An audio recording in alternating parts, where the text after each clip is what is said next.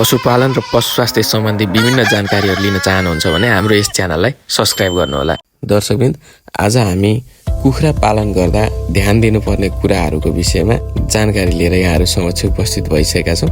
कृपया भिडियोलाई अन्तिमसम्म हेरेर सम्पूर्ण जानकारी लिनुहोला। हामीले कुखुरा पालन गर्दाखेरि विभिन्न कुराहरूमा ध्यान दिनुपर्ने हुन्छ। जस्तै कुखुराहरू बस्नको लागि, दाना खान र पानी पिउनको लागि पर्याप्त स्थान चाहिन्छ। एक खोरबाट चाहिँ अर्को खोरको दूरी कम्तीमा नि 30 फिट हुनुपर्दछ।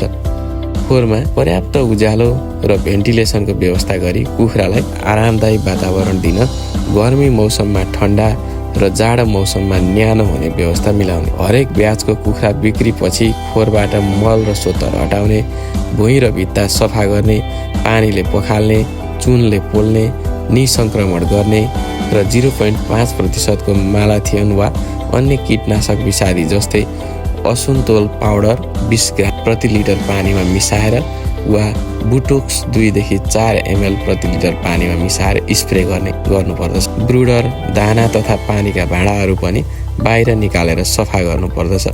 पानीले पखाल्ने, घाममा सुकाउने, निसंक्रमण गरेर मात्र खोरमा लैजाने गर्नुपर्दछ।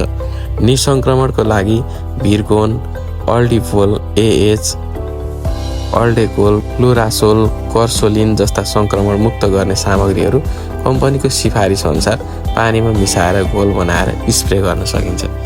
सफा र सुक्खा सोत्तर 4 इन्च बाक्लो हुने गरी भुइँमा फिजाउनु पर्दछ। दानालाई सफा, उज्यालो र हावादार कोठामा काठमाथि भण्डारण गर्नुपर्दछ।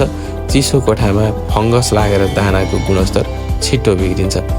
खोरमा मुसा नियन्त्रण गर्नुपर्दछ, यसले दाना नोक्सानी हुन पाउँदैन। दैनिक दाना दिएको रेकर्ड राख्ने, दाना खपतबारे निगरानी गर्ने, रोग लागेको अवस्थामा खोरमा अधिक गर्मी वा न्यून गुणस्तरको दाना भएमा दाना खपत कम हुन्छ। सफा र ताजा पानी हर समय खोरमा उपलब्ध हुनुपर्दछ। दिनको कम्तीमा 2 पटक पानीको भाँडा सफा गरी पानी दिनुपर्दछ। पानीको भाँडामा कुखुरा नपस्ने व्यवस्था हुनुपर्दछ। गर्मीको मौसममा ठन्डा पानी दिनु फाइदाजनक हुन्छ।